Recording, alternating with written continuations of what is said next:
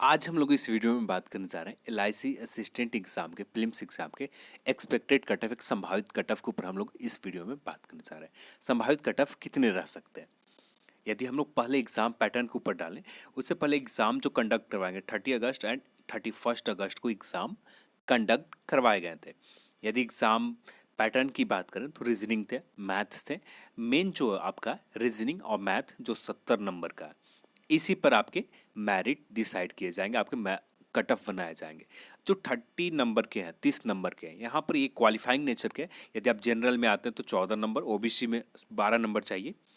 General या OBC में आते हैं तो 12 नंबर चाहिए। यदि SC ST या PWD में आते हैं तो 11 नंबर आपको इस पेपर में क्वालिफाई करने के लिए, इस पेपर को पास करने के लिए, चाहे इंग्लिश आपने इंग्लिश में एग्जाम दिया है, चाहे हिंदी ग्रामर के एग्जाम दिया, जो भी आपने लैंग्वेज पेपर को लेकर एग्जाम दिया, उस लैंग्वेज पेपर में आपका 12 ओबीसी जनरल में आते हैं तो स्कोर होना चाहिए।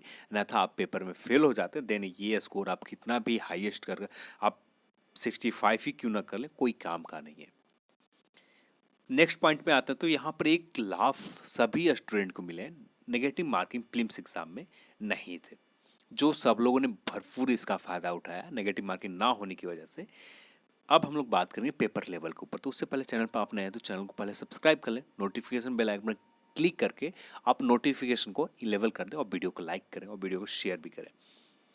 तो यहाँ पर आप सभी के सामने एग्जाम पैटर्न मैंने ले रखा है, सॉरी जो आपका क्वालिफाइंग स्कोर है ये इसके ऊपर हम लोग देखते हैं।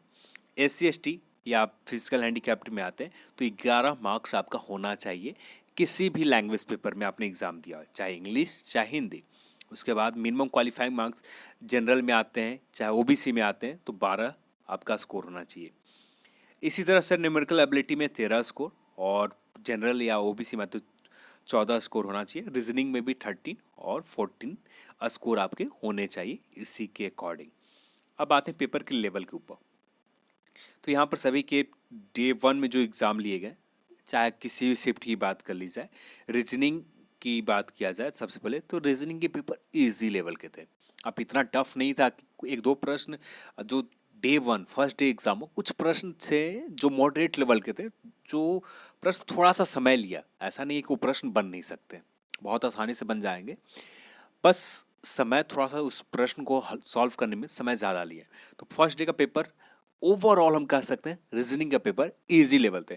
आपने 28+ अटेम्प्ट किया तो बहुत बेहतरीन आपके अटेम्प्ट है। उसके बाद बात करें न्यूमेरिकल एबिलिटी से तो यहाँ पर 26+, मैथ में आपने 26+ अटेम्प्ट किया तो बहुत अच्छा अटेम्प्ट है। Day 1 के हिंदी और इंग्लिश क्वालिफाइंग नेचर के है आपका, नॉर्मल आपका जो 11-12 स्कोर आपका होना चाहिए, इतना होना चाहिए।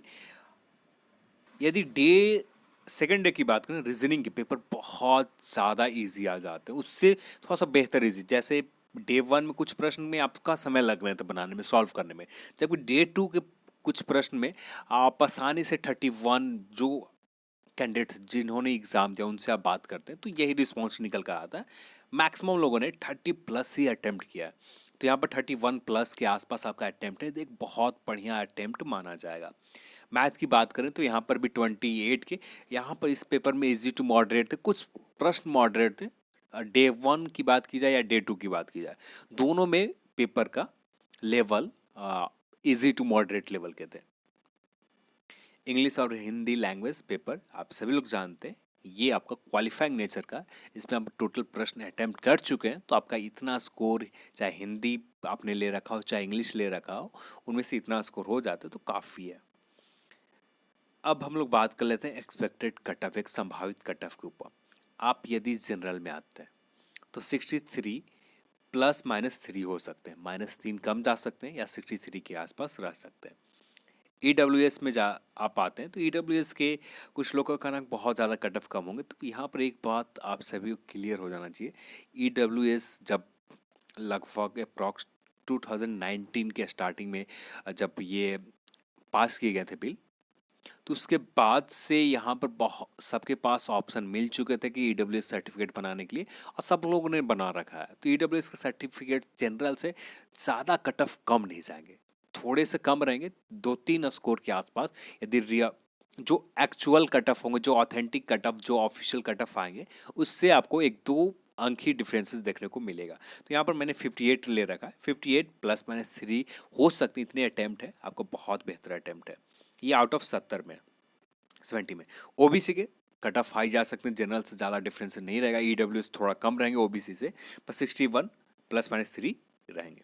एससी 54 के समथिंग, एसटी 50 के समथिंग, एक सर्विसमैन में आते हैं 40 और पीडब्ल्यूडी बीडी में आते हैं तो 39 के आसपास आपका स्कोर है, तो एक बहुत बेहतरीन स्कोर आपका माना जाएगा। तो ये आपका एलआईसी असिस्टेंट का एक्सपेक्टेड कट ऑफ है, जो आप सभी के पॉइंट ऑफ व्यू के आपके पेपर, जो आपने पेपर के बारे में शेयर किया उसके आधार पर, जैसा पेपर का लेवल लगा उसके आधार पर मैं आप सभी के सामने ये एक्सपेक्टेड कट ऑफ, एक संभावित कट ऑफ आप सभी के सामने बताया।